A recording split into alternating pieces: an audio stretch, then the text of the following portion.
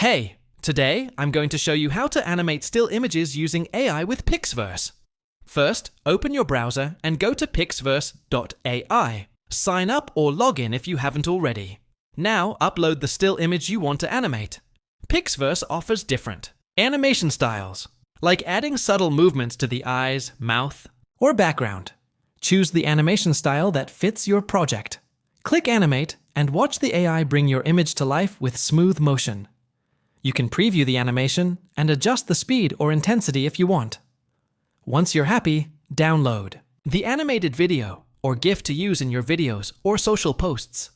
Animating still images with AI like Pixverse is a fun way to add dynamic elements without complex editing.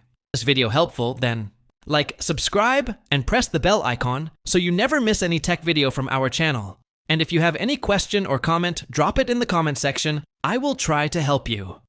Thanks for watching. See you in the next one.